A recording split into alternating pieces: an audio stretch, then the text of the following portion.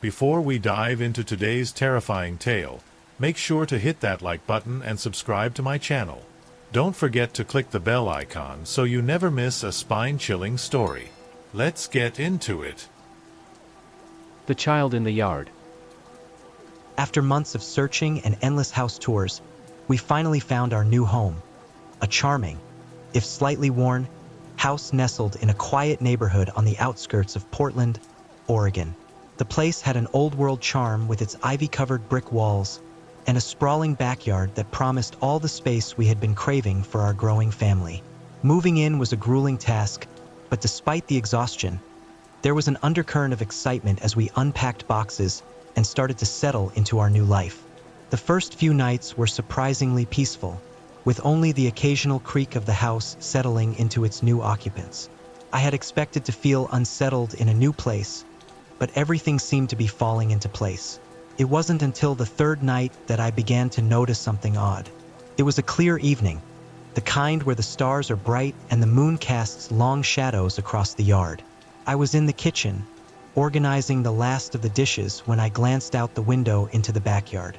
That's when I saw it, a small figure darting across the lawn. At first, it was just a fleeting movement, so quick that I wasn't sure if I had actually seen it. I squinted, hoping to get a better look, but the figure was gone before I could make out any details. I told myself it was probably just a trick of the light or a figment of my imagination. After all, we had just moved in, and my mind was still adjusting to the new environment. I tried to shake off the uneasy feeling that had crept up on me, but as the days went by, the figure became a recurring presence in my peripheral vision, always darting away before I could clearly see it. Despite my attempts to dismiss it as my imagination playing tricks on me, I couldn't ignore the growing sense of unease.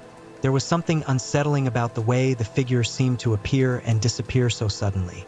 As much as I wanted to believe it was nothing more than a shadow or a stray animal, the feeling of being watched lingered, and I began to question if there was more to our new home than met the eye. It wasn't long before the figure's appearances became a nightly ritual. Every evening, without fail, I'd spot the same small silhouette darting across the backyard after dark. Sometimes it appeared as a child riding a tricycle, the eerie click-clack of the wheels echoing softly through the quiet night. Other times, it was just a fleeting shadow weaving among the trees, barely visible against the darkness. The sightings became so regular that it was as if the figure had set up a routine of its own. The sighting of the figure soon became a strange but consistent part of my nightly routine. Each night, before heading to bed, I'd find myself drawn to the window, checking the backyard for any sign of movement.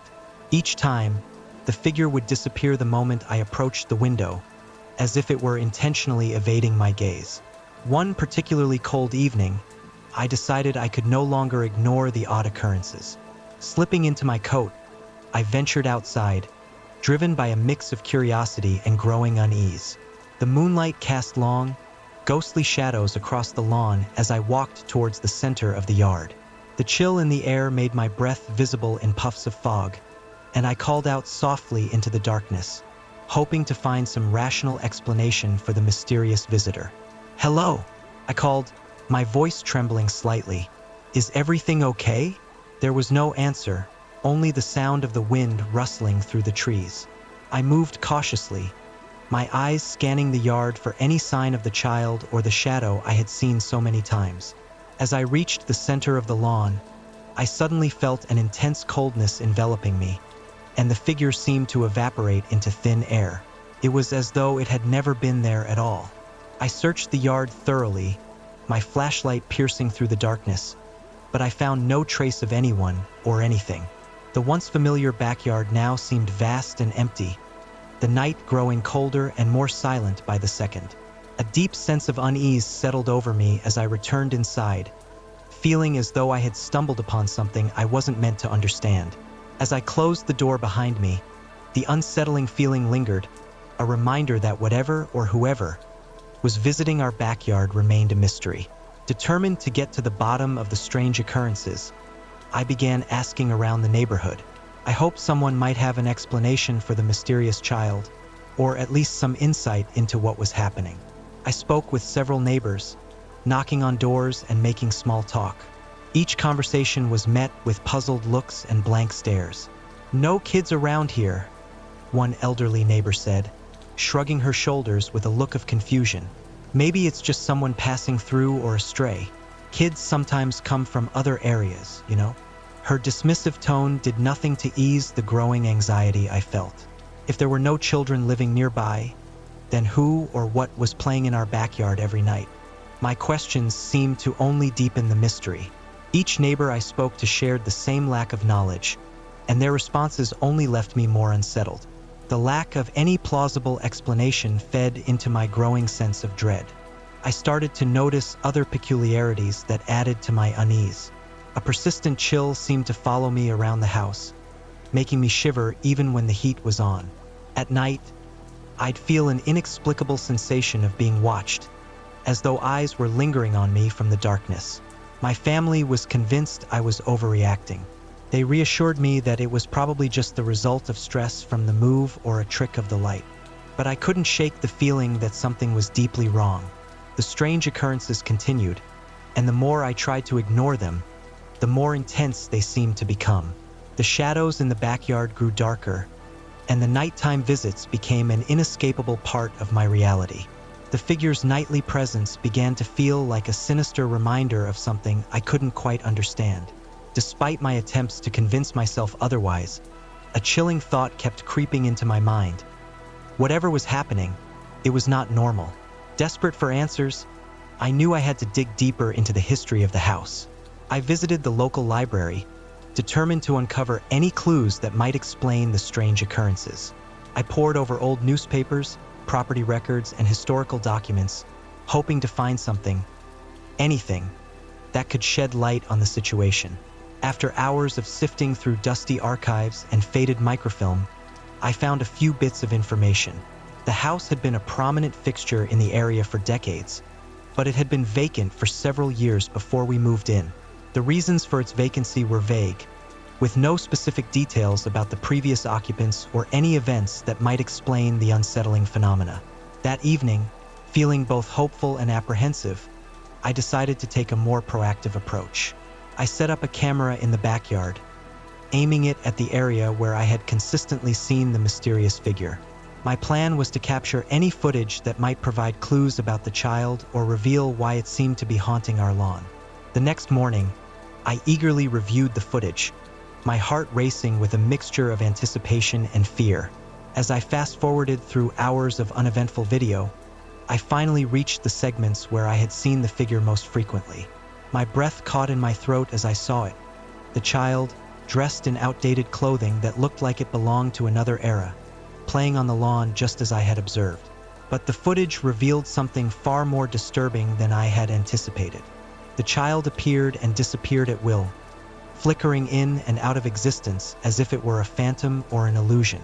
It was almost as if the figure was not bound by the normal rules of reality. The way it materialized and vanished so abruptly sent a shiver down my spine. The footage showed the child running across the yard, sometimes pausing to stare directly into the camera before vanishing again. Each appearance was fleeting, and the image seemed to distort as it disappeared, like a glitch in reality itself. As I watched, a growing sense of dread gripped me. Whatever this child was, it wasn't just an ordinary visitor. The footage only deepened the mystery and the terror I felt. I now had proof that the figure was real, but the more I learned, the less I understood. The unsettling question lingered. What was the true nature of the child that seemed to defy the bounds of reality? The final piece of the puzzle fell into place one night when, consumed by a mix of desperation and resolve, I decided to confront the apparition directly. The night was clear, with a bright, cold moon casting an eerie glow across the backyard. I stepped outside, the chill in the air biting at my skin, and made my way to the edge of the property where I had last seen the figure. As I approached, I saw the child standing there, near the boundary of our yard. My heart raced, and my voice trembled as I called out into the darkness. "Who are you? Why are you here?" The child turned to face me, and for the first time, I saw its face clearly. It was a visage marked by profound sorrow, pale and gaunt, with hollow eyes that seemed to pierce right through me. The eyes were empty, like deep wells of despair, and the sight of them made my breath catch in my throat. The child opened its mouth as if to speak, but no sound emerged. Instead, the figure began to dissolve slowly, its form flickering and fading into the surrounding darkness. The whole process was surreal, like watching a ghostly apparition melt away into the night. The following morning, as I was still grappling with the haunting encounter, we received an unexpected visitor, a local historian who had heard about our strange experiences. She had come to offer insight into the history of our house. With a grave expression, she revealed the dark truth. Decades ago, a child belonging to a previous owner had vanished without a trace. Despite extensive searches, the child was never found. The historian's revelation sent a shiver down my spine. It became clear that the figure we had been seeing was not merely a trick of the mind or an ordinary ghost, but rather the lingering presence of that lost child. The realization that our home was haunted by a spirit tied to such a tragic history filled me with a deep, shuddering fear. Since that night, the child has not appeared again in our backyard. Yet, the memory of those eerie encounters and the chilling discovery of the house's history continue to haunt me. I often find myself wondering what other secrets the house might be hiding and whether we will ever truly escape the ghostly presence that once roamed our yard. The past seemed to have left an indelible mark on our new home, and the shadow of its sorrowful history remains a constant, unsettling reminder. The abandoned house. I had always heard the rumors about the old house on the outskirts of town, stories of it being haunted and cursed. It had become something of a local legend, whispered about in hushed tones whenever the topic of the supernatural came up. One evening, after a few drinks with friends, we decided to take on the challenge and explore the place. It was meant to be a harmless adventure, a way to prove we weren't afraid of the ghost stories. As we drove up to the house, the night seemed to grow colder, and the air felt heavier. The house loomed in the darkness, its sagging roof and boarded-up windows giving it an almost sentient quality. It stood there like a relic from another time, watching us with its dark, empty eyes. We laughed and joked nervously, trying to mask our apprehension with bravado. But the chill that ran down my spine as we pushed open the creaking front door felt all too real. Once inside, the house seemed to come alive with the sounds of our footsteps echoing through the empty rooms. The floorboards groaned beneath us, and the dust motes danced in the weak beams of our flashlights. As we ventured deeper into the house, the initial thrill of our adventure began to wane, replaced by a growing sense of unease. We stumbled upon unsettling signs that someone might still be living there. In one room, an old, dusty mattress lay haphazardly in the corner, as if someone had left it in a hurry. The kitchen, though neglected, still held remnants of recent meals, crumpled, half-eaten cans and dirty plates. Personal items, like a worn-out sweater and a collection of old magazines, were scattered about as though someone had simply walked away without a second thought.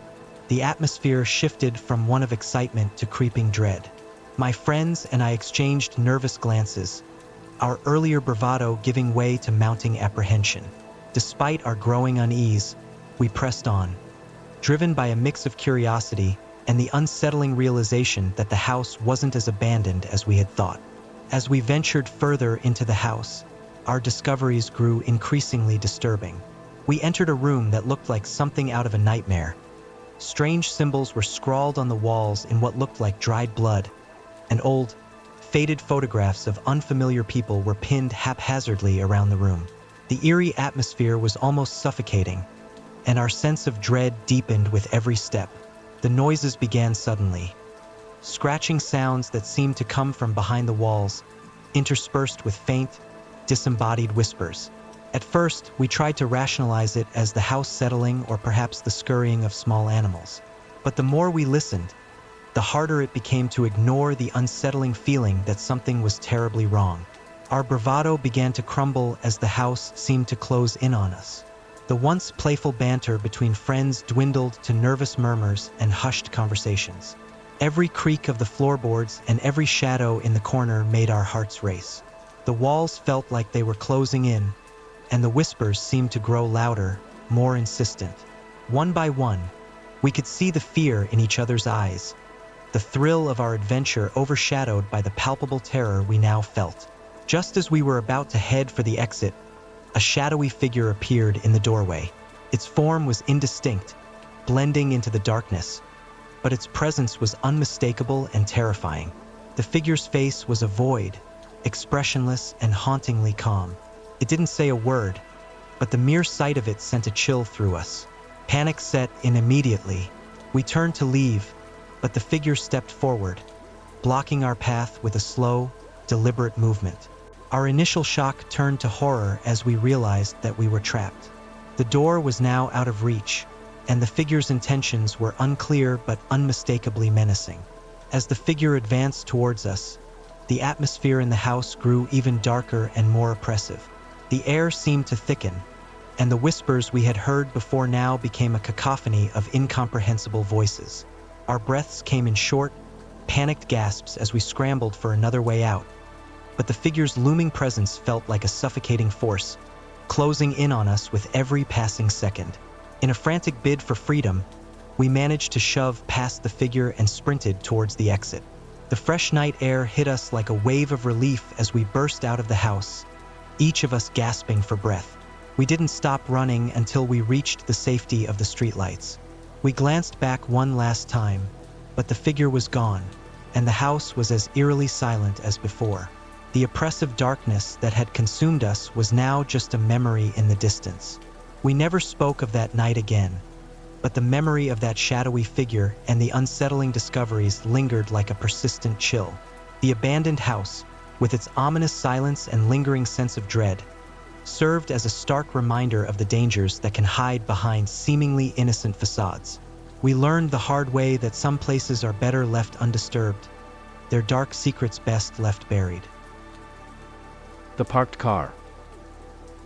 Every day, as soon as I get home from work, I can't help but notice the same car parked across the street from my house. At first, I thought it was just a coincidence. Maybe it belonged to a neighbor or someone visiting a friend. But as the days went by, the car remained in the same spot, unmoved and still. I could almost set my watch by it. It became part of my daily routine to glance out the window and see that same vehicle sitting there, as if it were waiting for something or someone. I remember the first time I really paid attention to it. I was exhausted after a long day at work, and when I pulled into my driveway, I noticed the car for the first time. It was an old, dark green sedan with a dent on the driver's side door. Nothing about it seemed particularly alarming, yet something about its constant presence made me uneasy. Days turned into weeks, and the car was always there. No matter the weather, whether it was sunny or raining, that car was parked in exactly the same spot. There was never anyone inside, and no one ever seemed to get in or out. I began to find myself checking for it before I even got out of my car. The sight of it, sitting there day after day, started to feel like an unwelcome guest in my otherwise ordinary life. I tried to ignore it, to rationalize it as some odd but harmless coincidence. But deep down, the persistence of that parked car gnawed at me. It was as if it had become a fixture in my life, something that I couldn't ignore no matter how hard I tried. I tried my best not to let it bother me, but it was impossible to ignore the unsettling fact that the car was always there, unmoved and seemingly abandoned. The more I observed it, the more I noticed the small details. It was an old model, dark green, with a noticeable dent on the driver's side door. Every day, I'd see it parked in exactly the same spot, its presence growing increasingly eerie with each passing day. What disturbed me even more was the fact that there was never anyone inside the car. The windows were too dark to see through, but I never saw anyone get in or out. It was as if the car existed in a vacuum, untouched by the world around it. The lack of movement, the absence of any sign of life, it all made me feel like I was being watched, though I could never spot a watcher. Every morning, as I stepped outside to go to work or just to get the mail, the car would be there, just as it had been the night before. I started to imagine that someone, somewhere, was keeping a close eye on me through those darkened windows. My imagination ran wild with scenarios of hidden observers, and no matter how much I tried to rationalize it, the feeling of being watched persisted. I'd catch myself glancing out the window more often than I'd like to admit, each time hoping to find some explanation for the car's constant presence. But it was always the same. The dark green sedan parked and waiting. The unsettling reality was that I could never quite shake the feeling that I wasn't alone, that someone, or something, was out there, keeping an eye on me. One evening, driven by a mix of curiosity and growing unease, I decided it was time to investigate. It was getting dark, and I told myself I needed to take out the trash, using it as an excuse to get closer to that damned car. My heart was racing as I stepped outside, my footsteps echoing on the pavement. I tried to act nonchalant, but every fiber of my being was alert, bracing for what I might find. As I approached the car, I couldn't help but notice how the windows were heavily tinted, making it impossible to see inside. I was careful to keep my distance, but my eyes were locked on the vehicle. The familiar sight of that dark green sedan, parked so unnervingly in front of my house, made me shiver. I reached the driver's side door and tried the handle, but it was locked tight. I ran my fingers along the edges of the window, hoping to find some sign of movement or activity inside, but there was nothing. That's when I noticed something unusual. A small, crumpled piece of paper stuck under the windshield wiper. With trembling hands, I carefully pulled the note free and unfolded it. The handwriting was shaky and uneven, the ink slightly smeared. As I read the message, my blood ran cold. It simply said, "I'm watching you." My breath caught in my throat, and I felt a chill run down my spine. I looked around, half expecting someone to be lurking nearby, but the street was empty, the only sound the faint rustle of leaves in the wind. I hurried back to my house, the note clutched in my hand, my mind racing with fear and confusion. What did it mean? Who was watching me and why? The unsettling reality of that note left me more terrified than ever, knowing that someone or something was out there, keeping a close, unsettling watch on me. Terrified, I stumbled back inside and dialed 911, my hands shaking uncontrollably. When the police arrived, I showed them the note and explained what had happened. They conducted a quick sweep of the area but found nothing unusual. The officers were polite but dismissive, suggesting it was probably just a prank or a misunderstanding. They assured me they'd keep an eye out, but the way they left, chatting casually as if nothing was amiss, only deepened my sense of dread. That night, as darkness enveloped the house, I tried to calm myself down and convince myself that it was all in my head. But then I started hearing noises outside, faint footsteps, eerie whispers, and the unsettling sound of a car door opening and closing. Each noise seemed to come from a different direction, and I couldn't tell if they were getting closer or if my imagination was just running wild. I crept to the window and peered through the blinds, my heart pounding in my chest. The car was still there, parked exactly where it had been all day. The street was bathed in the dim glow of the streetlights, but there was no sign of anyone around. I scanned the shadows, half expecting to see a figure lurking in the darkness, but the street remained eerily empty. The sounds persisted, but each time I tried to see what was causing them, I found nothing. My mind raced with every possible scenario, each one more terrifying than the last. I felt like I was on the edge of a precipice, teetering between reality and something much darker. As the hours dragged on, I couldn't shake the feeling that I was being watched, that someone or something was out there, just beyond the reach of the streetlights. Sleep evaded me that night, my mind tangled in a web of fear and paranoia. The comforting familiarity of my home had been shattered, replaced by the gnawing certainty that I was no longer safe. When I woke up the next morning, I noticed that the car was gone. A fleeting sense of relief washed over me, and I almost allowed myself to believe that the nightmare was over. But that feeling didn't last long. As I was leaving for work, something caught my eye on the sidewalk where the car had been parked. I bent down and saw a photograph lying there.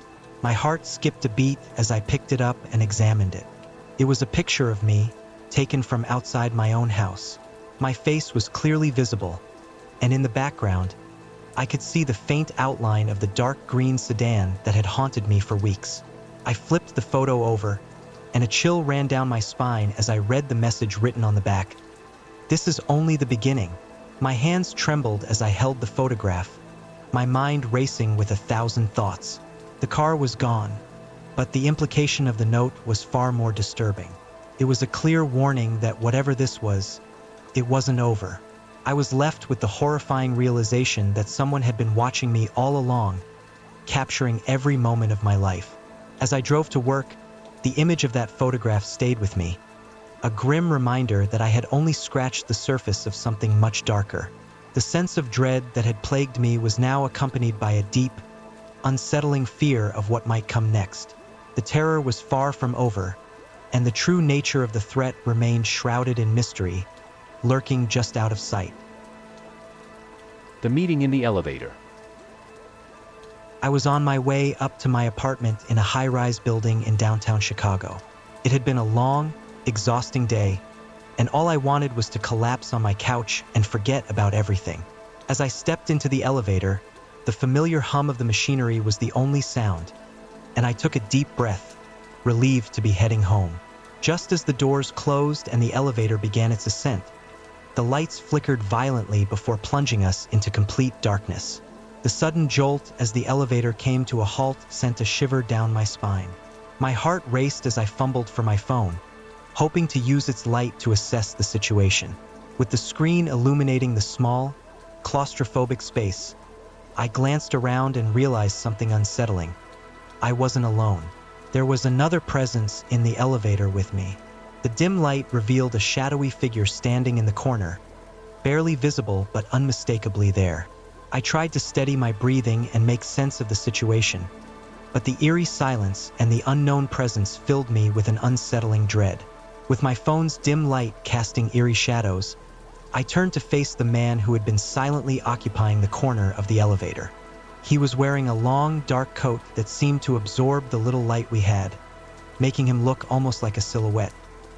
His stillness was unnerving, and his calm demeanor contrasted sharply with my growing sense of panic. I cleared my throat and attempted to break the silence. "Hey, are you okay? Do you know what's going on?"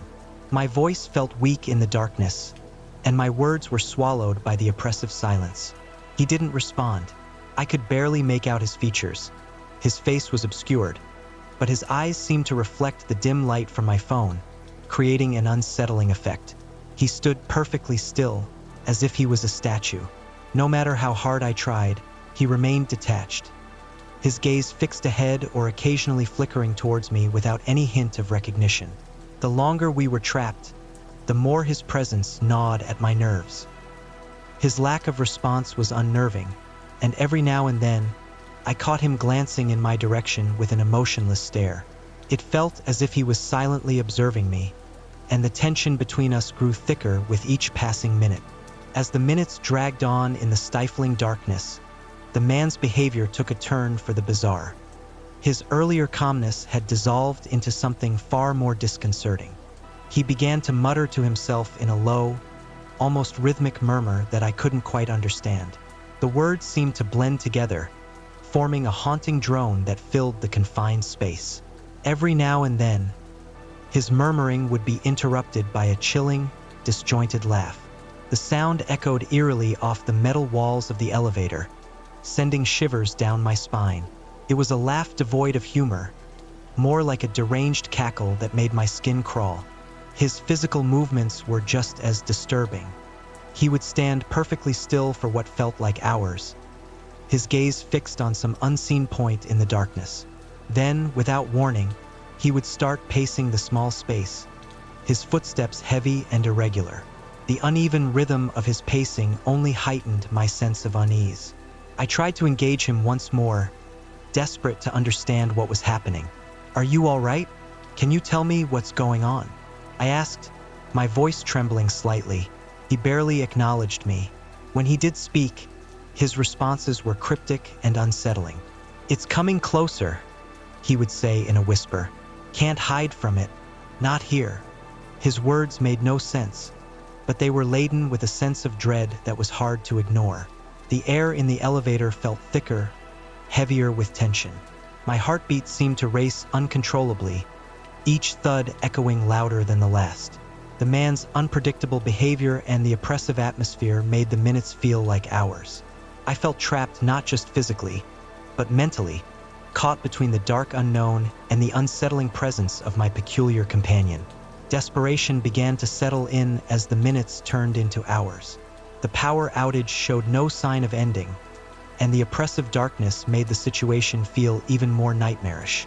The man's behavior was becoming increasingly bizarre, and it was then that I began to notice something truly horrifying. He seemed to know far too much about me, details he couldn't possibly have known. He mentioned things about my job, my family, and even my recent struggles. "I remember when you were promoted," he said with an unsettling calmness. "You were stressed about that project. It didn't go well, did it?" The accuracy of his knowledge was chilling, and I felt a cold sweat break out on my skin. It was as if he had been following me, observing my every move. The more he spoke, the more I began to question his true nature. Was he simply a disturbed individual with an unnerving knowledge of my life, or was there something far more sinister at play? The realization that he might not be an ordinary person, or even a person at all, hit me like a ton of bricks. His mannerisms were strange, almost mechanical at times. His eyes, when he looked at me, were vacant and devoid of any true human emotion. I felt a surge of terror as the possibility that he was not a human but something far more malevolent began to take shape in my mind. My pulse raced, and I struggled to maintain my composure. The atmosphere in the elevator felt charged with an unseen, malevolent force. The man's presence was no longer just unsettling. It was a source of pure, unfiltered fear. The situation was far beyond a simple elevator malfunction. I was caught in a nightmare, and the boundaries between reality and something far darker seemed to be blurring with every passing moment. After what felt like an eternity of terror and suffocating fear, the elevator jolted back to life with a sudden surge of power. The lights flickered on, and the doors began to creak open. The change was so abrupt that I almost couldn't process it. The man's previously eerie, detached demeanor shifted instantly. He gave me a chilling grin that sent a shiver down my spine before stepping out of the elevator and disappearing into the corridor. My heart was pounding as I scrambled out of the elevator and sprinted towards my apartment. I fumbled with my keys, my hands trembling as I managed to lock the door behind me. Inside, I leaned against the wall, trying to catch my breath and steady my racing heart. The silence of my apartment felt deafening compared to the horrors I had just experienced.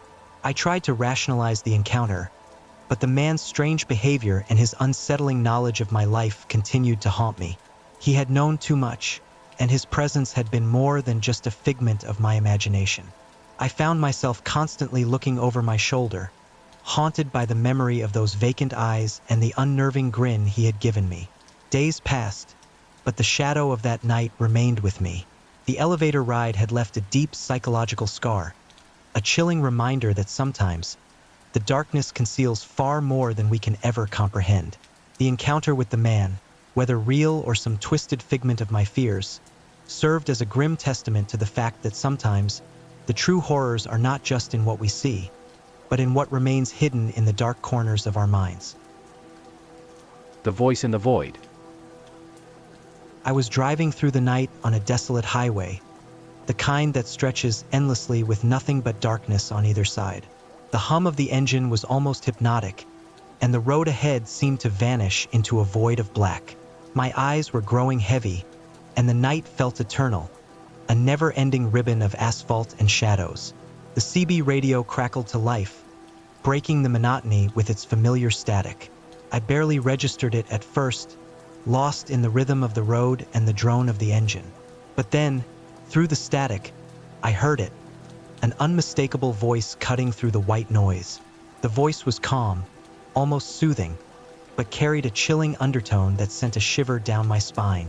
It spoke my name with eerie familiarity, and as the words continued, it began to mention details about my life that no stranger could possibly know. It spoke of places I'd been, people I'd met, and events from my past with an unsettling precision. I tried to rationalize it.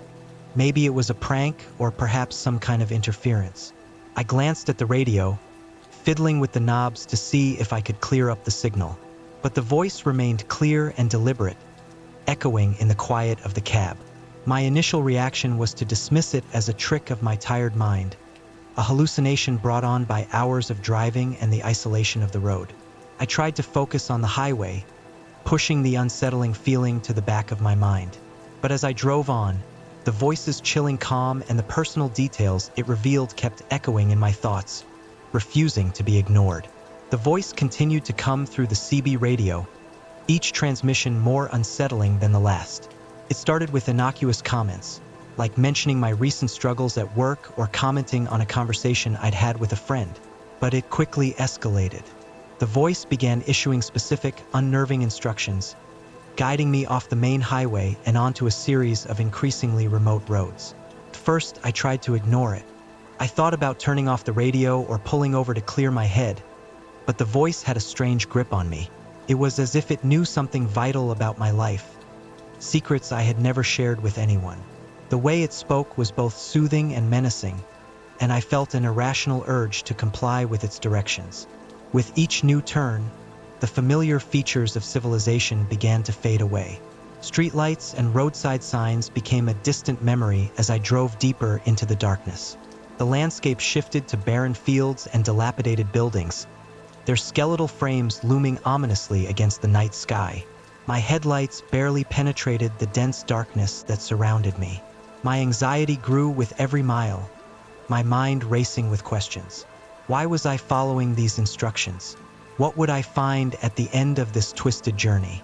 The voice remained calm and insistent, offering reassurances that everything would be okay if I just kept following its directions.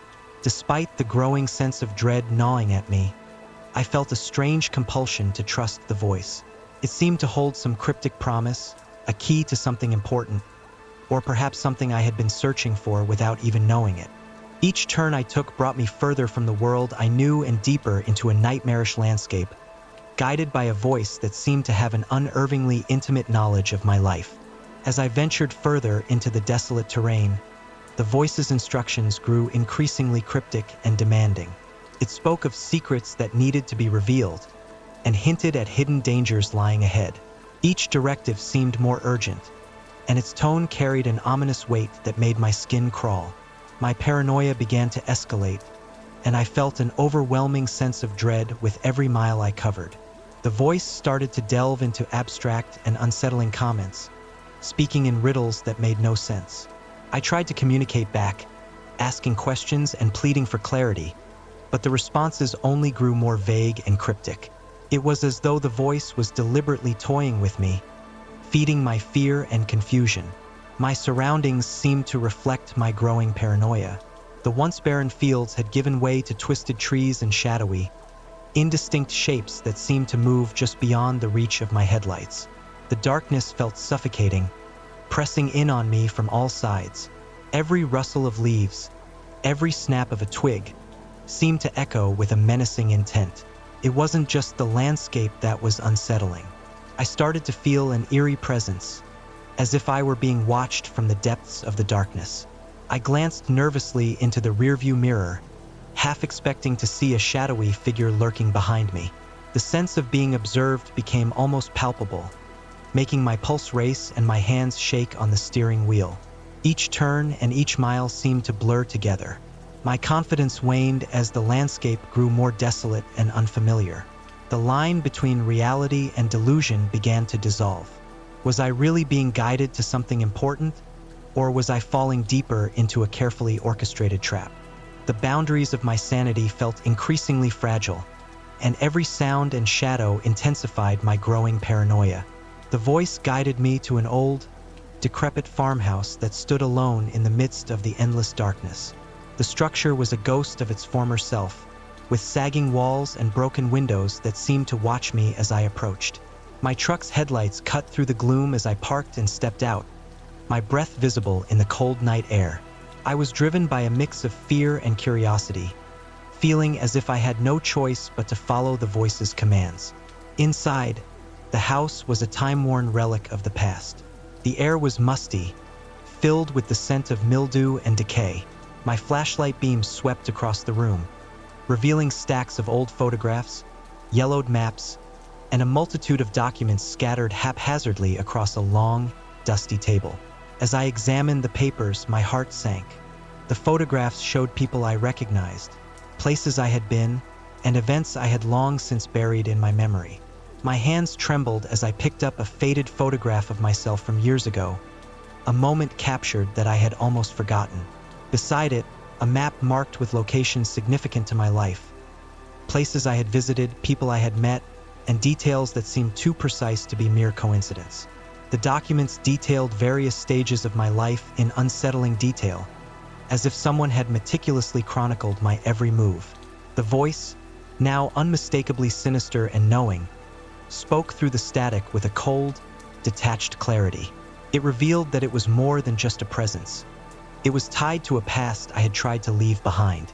The voice spoke of someone from my past who had disappeared without a trace, someone who was now intertwined with the dark entity guiding me.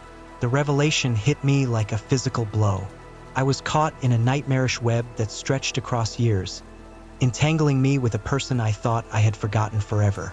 The voice's final words sent a shiver down my spine, echoing the ominous truth that the darkness I was enveloped in was not merely a chance encounter, but a premeditated design. The realization that I was part of a sinister plot involving those long gone from my life was more terrifying than any supernatural horror I could have imagined. The moment I realized I was in grave danger, panic surged through me. The farmhouse, which had seemed like a relic of the past, now felt like a trap closing in around me. I tried to leave, but the old house seemed to conspire against me, its creaky floors and narrow hallways making every attempt at escape more difficult. The oppressive darkness felt almost physical, pressing down on me, and the voice grew increasingly frantic, its tone shifting from calm to desperate. The voice's commands became erratic, urging me to stay, to find something it needed. It was as if it was feeding off my fear and confusion, growing stronger with every passing second. I could feel a cold, malevolent presence encroaching upon me, a shadow that seemed to darken the already murky corners of the house. My breaths came in short, ragged gasps as I frantically searched for an exit, the weight of the voice's final message hanging heavily in the air. It wasn't just guiding me, it was using me, drawing power from my terror. The realization only heightened my sense of dread, knowing that whatever was behind the voice thrived on my fear. Finally, in a moment of sheer desperation, I found a window that was just loose enough to push open. I squeezed through, my heart racing as I fell to the ground outside. The cold night air hit me like a slap, and I scrambled to my truck, fighting against the icy panic that clawed at my mind. I jumped into the driver's seat, starting the engine with shaking hands. As I tore out of the farmhouse's driveway, the voice cut off abruptly, leaving behind an unsettling silence. The drive back to the highway felt surreal, every shadow and rustle amplifying my sense of paranoia. The darkness that had led me to the farmhouse seemed to cling to me, an inescapable reminder of the horrors I had narrowly escaped. Even as the familiar lights of the highway appeared in the distance, I knew the voice had left an indelible mark on me. The terror that had driven me through the night wasn't something easily left behind. It followed me, a lingering specter of a nightmare that refused to end.